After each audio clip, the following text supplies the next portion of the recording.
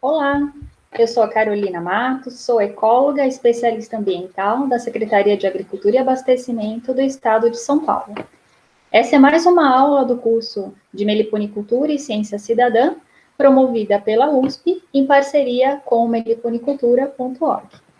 Nessa aula, nós vamos falar um pouquinho sobre os aspectos legais da meliponicultura. Eu procurei nessa aula ser bastante ampla, uma vez que esse curso é aberto para participantes de todo o Brasil. Em alguns momentos eu dei uma ênfase maior a questões que são tratadas especificamente aqui no estado de São Paulo. Nessa aula, nós abordaremos os seguintes assuntos: o histórico da meliponicultura no Brasil, abelhas nativas contra animais silvestres e de peculiar interesse do Estado, o histórico da legislação para a meliponicultura no Brasil, a Resolução CONAMA 496 de 2020, o Cadastro Técnico Federal, CTF-APP e IBAMA, dispositivos legais estaduais e quem procurar para se regularizar. Por que existe legislação, né? Por que o meliponicultor tem que buscar essa legislação, tem que buscar se regularizar? Exatamente porque existe um meliponicultor, que é aquele criador de abelha sem ferrão, preocupado com sua conservação e uso sustentável, portanto, promotor de uma atividade sustentável, que promove inclusive a conservação dessas espécies, e porque existe um meleiro, que é um destruidor de ninhos de abelhas sem ferrão, extrator predatório de mel de abelhas nativas, e sim, este é um criminoso ambiental. Então, exatamente por existir essa diferença entre o meliponicultor e o meleiro, é que existe a legislação.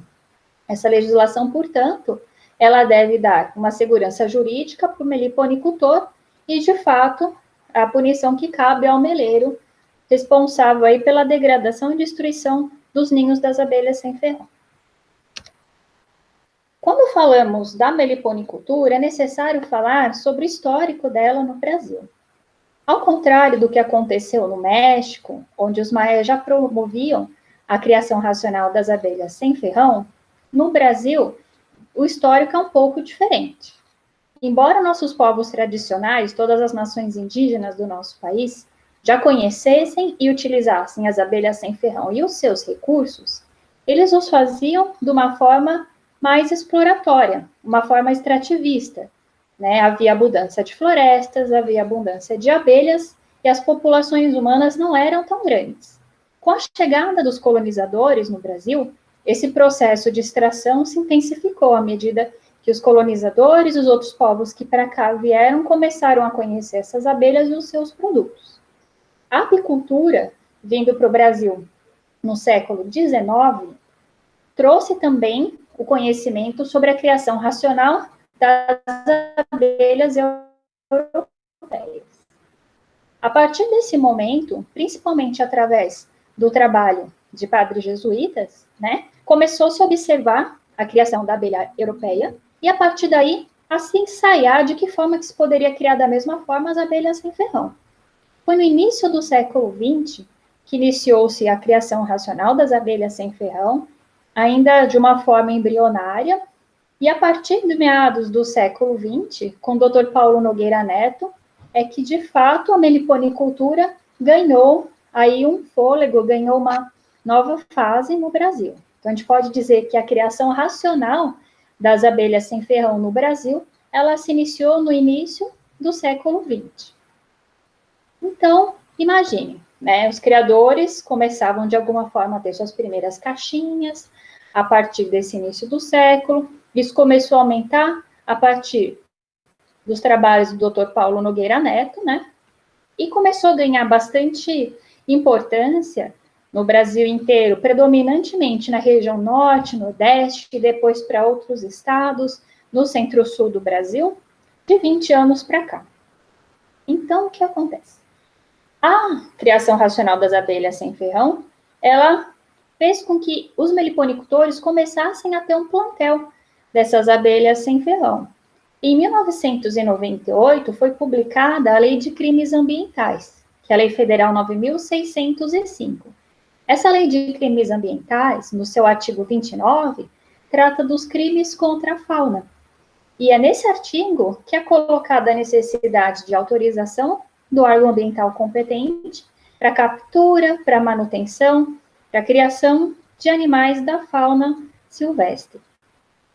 Então, a partir da publicação dessa lei, todo aquele plantel, toda aquela atividade da meliponicultura se tornou irregular.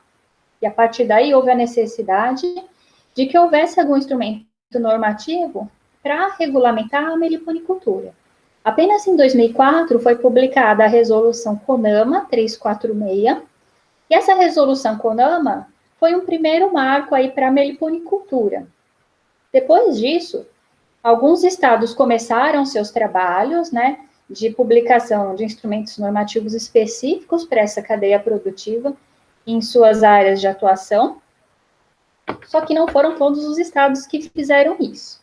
Então, devido a algumas lacunas aí na legislação, ficou havendo a necessidade de se complementar as questões relacionadas à regulamentação dessa atividade. Por demanda dos próprios meliponicultores, o Conselho Nacional do Meio Ambiente começou todo um processo de revisão dessa resolução, até que finalmente, em 2020, foi publicada, no mês de agosto, a Resolução CONAMA 496, de 2020, que hoje ela é o marco para a meliponicultura no Brasil. Ela revoga a resolução anterior e ela dá aí um novo fundamento para a meliponicultura. Diversos estados têm legislação própria para a meliponicultura, leis, decretos, resoluções. Então, é importante, isso eu vou falar ao longo da apresentação, que se observe o que está disposto em cada estado, tá bom? Mas a resolução CONAMA, então, 346 foi revogada. Hoje, o marco principal para a meliponicultura no Brasil é a resolução 496 de 2020. Quando a gente fala de legislação, é importante entender que existe toda uma questão hierárquica nessa legislação. Então, o que está disposto no âmbito federal é seguido pelo que está disposto em âmbito estadual e municipal. O que está disposto nos níveis inferiores da legislação pode sempre ser mais restritivo do que o que estava acima, mas nunca menos restritivo. Portanto, uma legislação municipal, ela pode ser mais restritiva que uma legislação federal, mas ela nunca pode criar dispositivos que sejam menos restritivos do que o que está colocado no cenário federal. Então, à medida que os estados, que os municípios percebem situações específicas, eles podem sim colocar questões a mais do que aquela que estava prevista na legislação federal. Os órgãos federais, estaduais e municipais formam o que é chamado de SISNAMA, o Sistema Nacional de Meio Ambiente. Quando a gente fala da legislação da meliponicultura, tudo começa na nossa Constituição Federal, de 1998, nos dispositivos que tratam de que a União, os estados, dispositivos que tratam que a União, os estados devem zelar pela fauna nativa. Caminhando para a Lei de Crimes Ambientais de 98, a gente tem o artigo 29, que trata dos crimes contra a fauna silvestre. A Resolução CONAMA 496 de 2020, específica para a meliponicultura, como eu coloquei, leis, decretos, resoluções e portarias estaduais, detalhando mais a questão no âmbito de seus territórios, eventualmente alguns dispositivos municipais, né? E é importante, existe um parecer aí da Advocacia Geral da União, que exista aí uma harmonização entre esses dispositivos. Como houve a revogação da Resolução CONAMA 346, com a publicação da Resolução CONAMA 496, esses dispositivos estaduais, eventualmente municipais, podem precisar de algum tipo de adequação, como nós veremos nos próximos slides.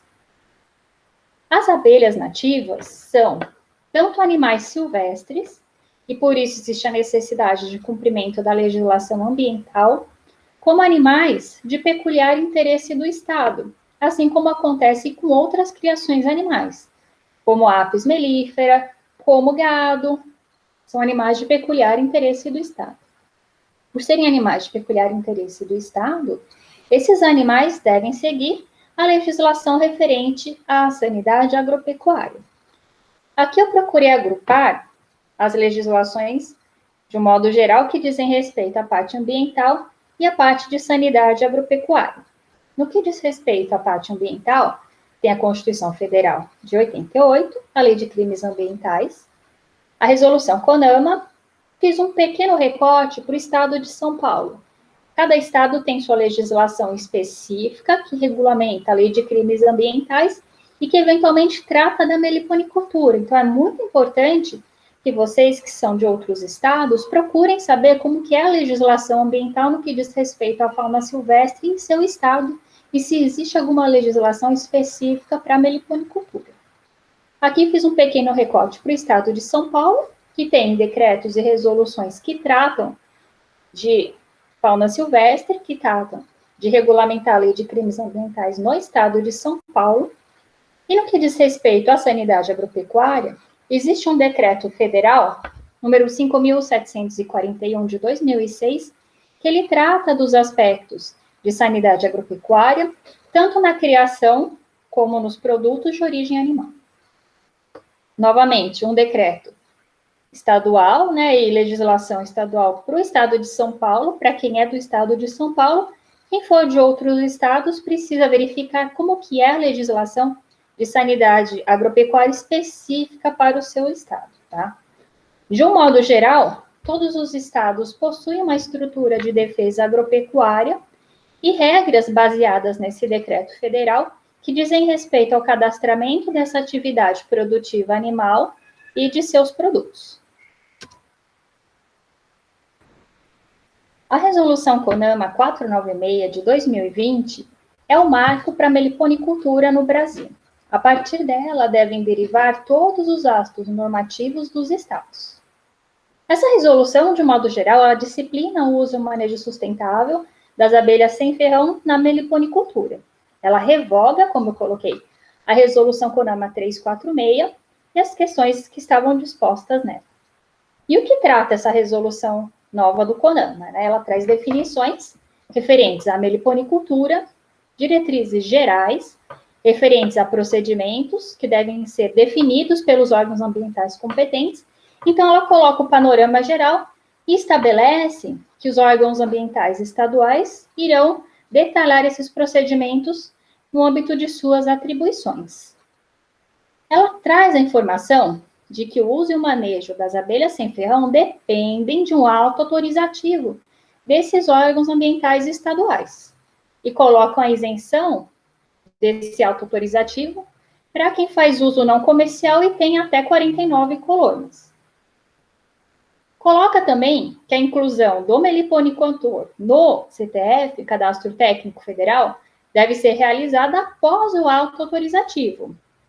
Estabelece também a possibilidade de troca ou permuta, sem finalidade comercial, desde que as abelhas sejam de um mesmo bioma e até 49 colônias, para o enriquecimento e fortalecimento da genética dessas colmeias.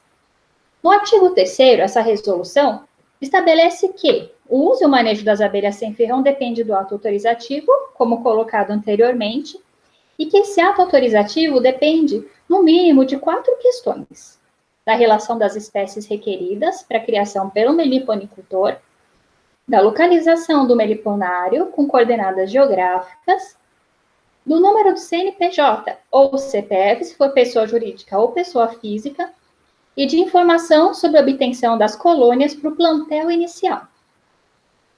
O meliponário que estiver regularizado poderá comercializar as colônias ou partes das colônias, desde que sejam resultado da multiplicação das matrizes. Vejam que não é possível comercializar enxames capturados diretamente da natureza. O meliponicultor deverá ter suas matrizes e fazer a comercialização a partir da multiplicação dessas matrizes.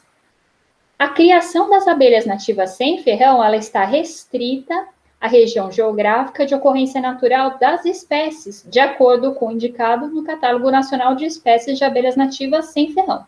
Esse catálogo vai ser publicado pelo ICMBio, tem um prazo, como eu vou dizer mais adiante, e eventuais exceções dependem da análise de risco do órgão ambiental competente. Estabelecimentos comerciais que comercializem apenas os produtos das abelhas, não partes de colmeias, eles ficam isentos desse ato autorizativo, mas se comercializarem os enxames também, sim, daí dependerão de atos autorizativos. Também, os planos de ação nacionais e estaduais para a conservação de espécies ameaçadas de extinção de abelhas nativas devem ser observados nos atos autorizativos. O ICMBio, então, tem como prazo para a publicação desse Catálogo Nacional de Espécies de Abelhas Nativas Sem Ferrão o dia 20 de fevereiro de 2021. Os órgãos ambientais, eles têm 180 dias depois da publicação do Catálogo Nacional para deferir ou indeferir as autorizações a partir do momento que o meliponicultor protocolar o seu requerimento para sua cumprirem o que estiver disposto na resolução, estão sujeitos às penalidades e sanções legais previstas na legislação, tanto federal quanto estadual. E, mesmo cumprindo o que está previsto nessa resolução, existe a necessidade de se cumprir as exigências sanitárias previstas em outros instrumentos, como eu falei, de defesa agropecuária.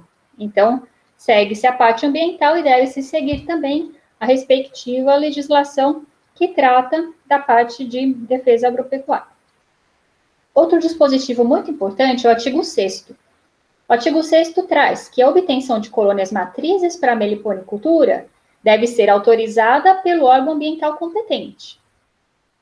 Como? Através da apanha da natureza por meio de recipientes isca. Então, para instalar os ninhos isca, é necessidade de autorização prévia do órgão ambiental.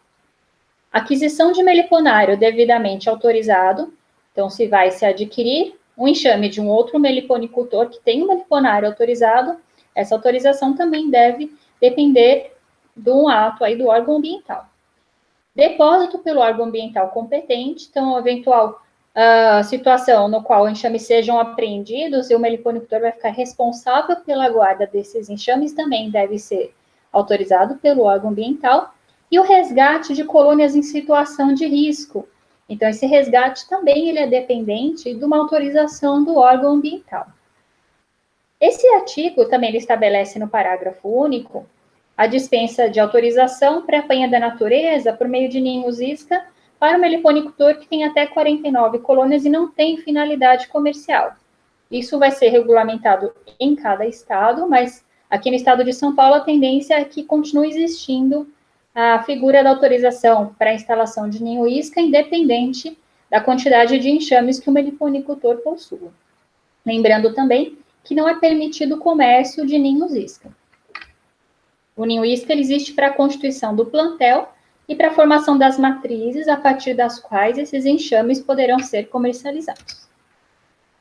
Outro artigo muito importante, e é nesse artigo que essa resolução inova, é o artigo 9º. O artigo 9º ele é um dispositivo que traz a possibilidade de regularização do plantel inicial dos meliponicultores. Então, olhem só, é muito importante o que esse artigo traz.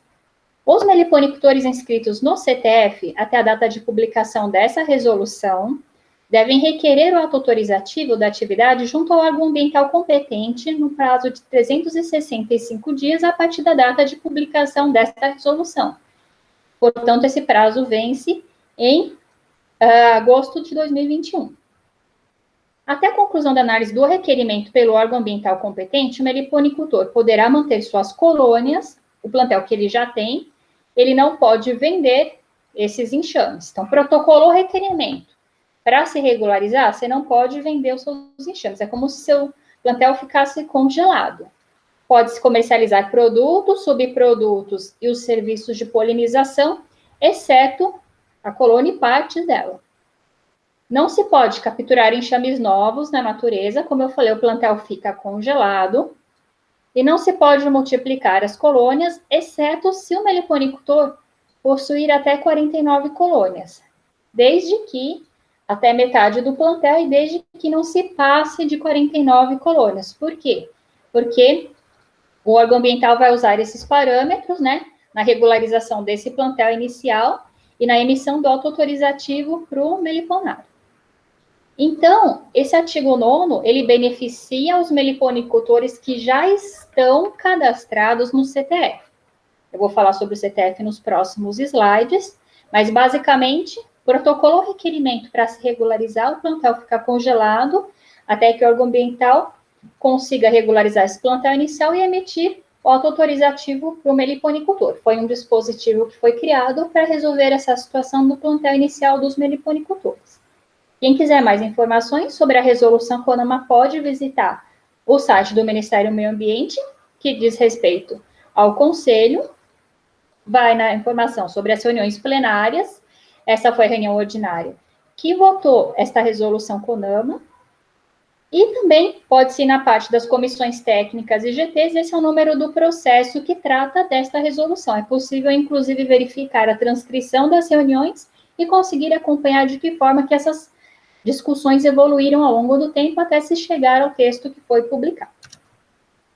Resumindo a resolução CONAMA e os prazos que foram estabelecidos, ela foi publicada, então, 19 de agosto.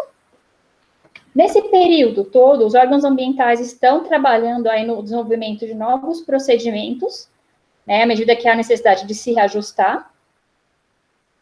2021, dia 19 de fevereiro, vence o prazo para a publicação do Catálogo Nacional de Abelhas Nativas Sem Ferrão, pelo ICMBio.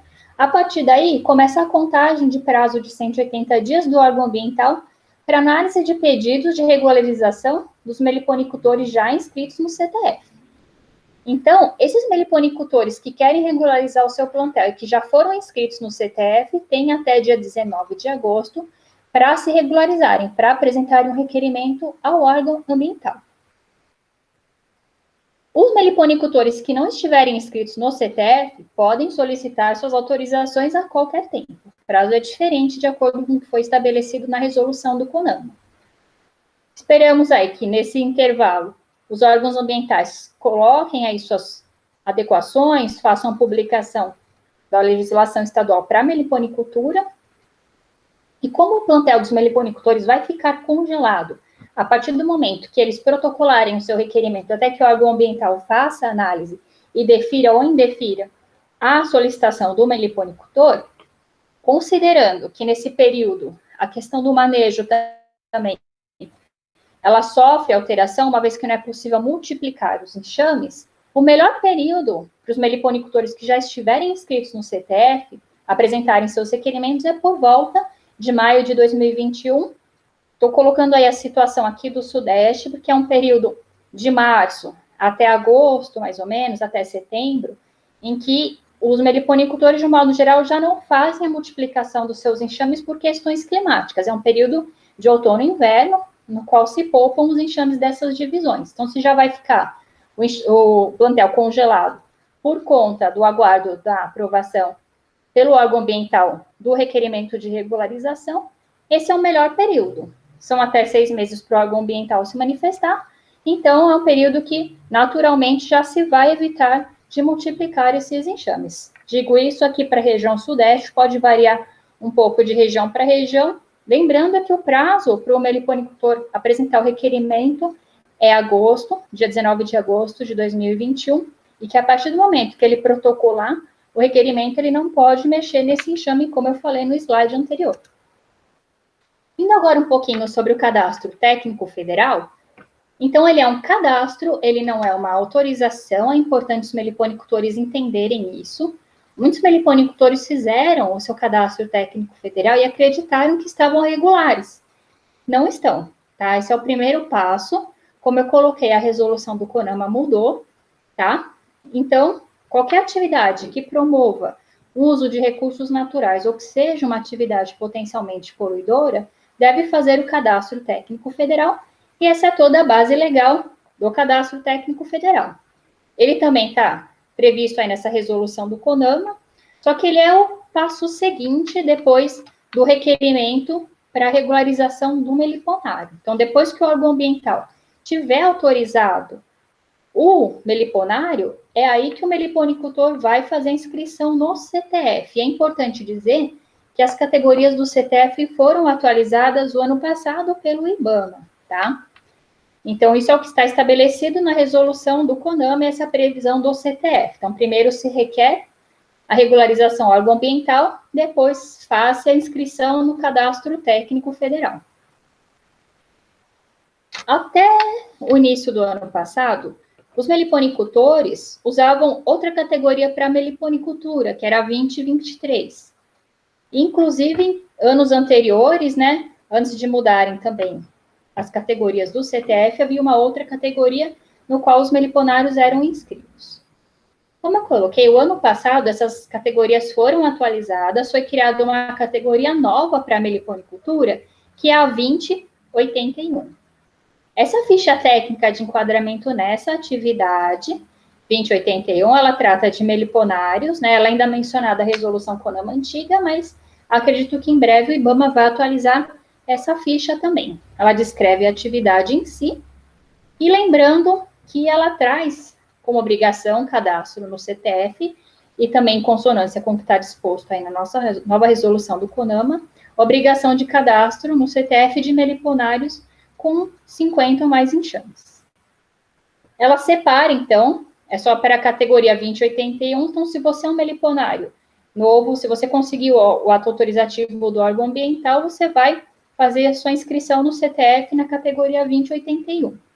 Quem fez anteriormente em outras categorias, muitos meliponicultores fizeram nessas outras categorias, né? Inclusive, foi por terem feito o CTF que vai ser possível utilizar o que está disposto no artigo 9º para regularizar o seu plantel, precisa aguardar a publicação de um edital do IBAMA com orientação sobre prazos e procedimentos em relação a como proceder, uma vez que se estava cadastrado numa categoria diferente desta categoria nova, né? E a gente precisa saber de que forma a gente vai migrar para essa categoria nova. Então, depois de um questionamento que foi realizado por mim, o IBAMA, essa foi a orientação. Não faça nada, não cancele sua categoria, aguarde que iremos publicar um edital com orientações, tá? Então, se você é um novo meliponicultor, peça sua autorização órgão-ambiental e, de acordo com o que está disposto aqui na resolução do CONAMA, depois faz a inscrição no CTF nessa categoria 2081. Se você já tinha a inscrição no CTF em outra categoria, aguarde a orientação do IBAMA sobre como proceder. Não se esqueça, contudo, de enviar o relatório anual. Mesmo que sua categoria seja anterior, envie o relatório anual. Tá? Esse relatório anual, ele pede, né, que se entre no CISFauna, que é o Sistema Federal de Fauna, e se declare o plantel estimado ou o plantel exato que você possui. Se você não tiver exercido a atividade no período, basta informar que não exerceu a atividade no período. Então, quando vá se fazer a inscrição no CTF, deve-se acessar, temos o link aqui, o site do IBAMA, CTF App, lembrando que é importante utilizar o navegador Mozilla Firefox. Se você tentar utilizar um outro navegador, vai vir a informação na tela que você precisa mudar de navegador para continuar preenchendo as informações, tá? Então, já comecem com o Mozilla para não ter erro. Então, vocês precisam preencher informações como CPF, o nome, data de nascimento, o sexo, número de documentos de identidade, a unidade de emissão, data de expedição, nome da mãe, a partir daí o seu endereço, o complemento, e assim você continua preenchendo. Por fim, ele pergunta, qual o motivo de sua inscrição? Você é responsável, legal ou declarante por pessoa jurídica? Você exerce como pessoa física atividades sujeitas à inscrição no CTF e APP? E quais são, o que é CTF e APP? Atividades potencialmente poluidoras ou utilizadoras de recursos naturais. Se você faz uma dessas atividades, a meliponicultura é utilizadora de recursos naturais, então assinala essa segunda opção. Se for declarante de pessoa jurídica, também assinala a terceira.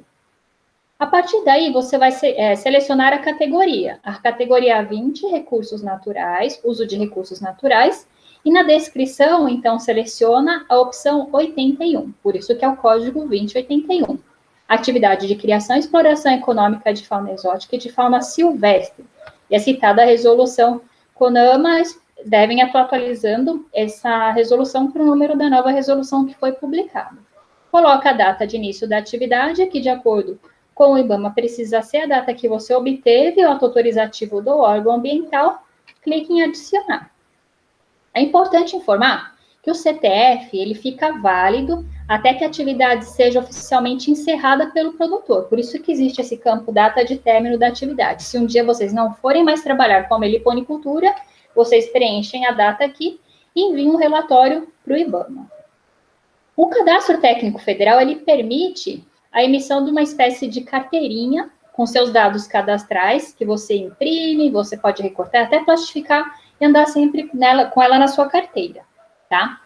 E o certificado de regularidade, que o CTF permite também a emissão, ele pode ser gerado sempre que for necessário você apresentá-lo para algum órgão que o solicite. Não é necessário ficar entrando a cada 3 meses no CTF para emitir esse certificado. Só vai emiti-lo quando for necessário apresentar para alguém. Quando pode ser necessário apresentá-lo para alguém? Quando você for pedir o auto-autorizativo, quando o órgão ambiental te pedir algum tipo de relatório, tá? Do contrário, não é necessário ficar entrando a cada 3 meses.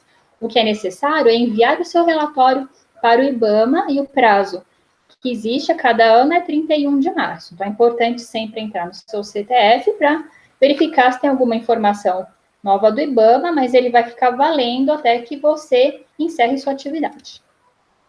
Então, depois que você se cadastrou, você vai acessar com o seu CPF, com a senha que você inventou, tá? E anotem essa senha num local seguro. Por quê? Porque é comum as pessoas esquecerem a senha. Eu atendo o produtor e eu sei que isso é muito comum. Então, criou a senha do CTF, anota. Anota ela num lugar seguro, onde você saiba que está, porque é possível resgatar? A senha é só clicar aqui em esqueceu a senha, você vai receber uma informação no seu e-mail, só que dependendo, se você esqueceu o seu e-mail também, você vai ter realmente um processo que é um pouco mais longo, tá? Então, evite dor de cabeça, anote sua senha. Então, em certificado de regularidade, é possível emitir o certificado de regularidade que eu mencionei. Comprovante da inscrição, é possível imprimir a carteirinha. E dados cadastrais também você consegue atualizar informações que sejam necessárias. Quando for necessário enviar o relatório, é só vir aqui em atividades da Lei 10.165. Então, esse é o portal do CTF. Indo agora um pouco para a parte dos dispositivos legais estaduais, temos, da parte do órgão ambiental estadual, autorização para captura de fauna silvestre, para constituição de plantel, manejo in situ, no local de ocorrência da fauna, então ninho isca cai nessa categoria. Autorização para criadouros comerciais de fauna, quando for pedir, portanto, autorização de uso e manejo, é aqui que vai cair, é o chamado manejo ex situ.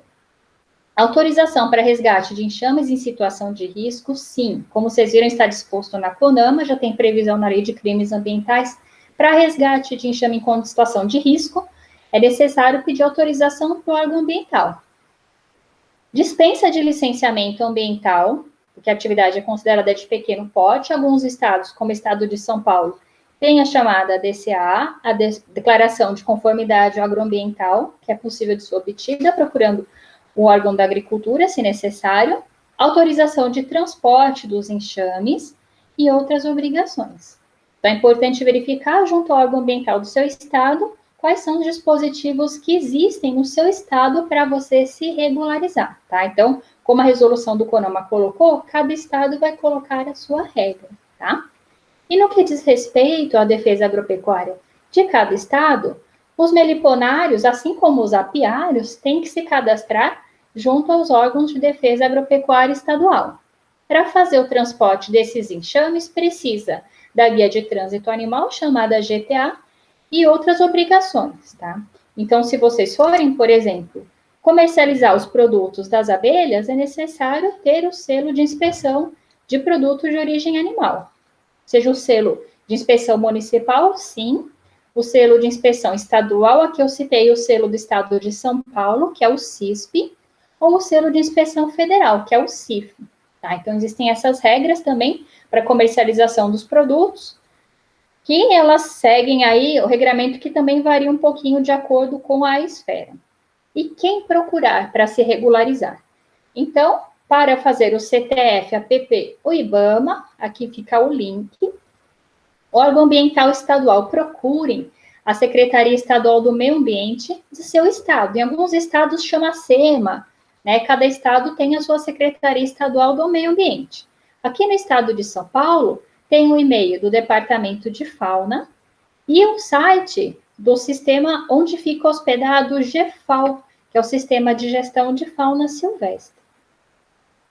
Em relação à defesa agropecuária estadual, procurem a Secretaria de Agricultura e Abastecimento de seu estado. Dentro da secretaria, o órgão de defesa agropecuária, tá? Aqui no estado de São Paulo, deixo também o link que trata do cadastro do meliponicultor e do apicultor na defesa, e o sistema chamado GEDAP, que é o sistema aqui do estado de São Paulo. Cada estado tem a sua regra, tá? Então, procurem o órgão ambiental do seu estado e o órgão de Secretaria de Agricultura de Defesa Agropecuária para saber como proceder no seu estado. Em caso de suspeita de morte por doença ou até de morte por envenenamento, é importante denunciar isso para a defesa agropecuária do seu estado. A denúncia também pode ser feita pelo sistema Sisbravet, que é um sistema interligado ao Ministério da Agricultura, Pecuária e Abastecimento, e aqui fica o link também. Agradeço, fica aqui meu e-mail. Informo que vamos fazer uma live sobre o assunto dessa aula no dia 8 de fevereiro, às 7 da noite. Eu conto com vocês, levem suas dúvidas e espero ter colaborado para esclarecer um pouco sobre os aspectos legais da meliponicultura. Sabemos que tem várias questões aí para serem trabalhadas com os meliponicultores no que diz respeito à regularização de suas atividades, mas vocês não estão sozinhos. Contem conosco, contem com os órgãos ambientais e de defesa agropecuária de seus estados. Vamos juntos por uma meliponicultura forte que conserve as nossas abelhas também. Obrigada.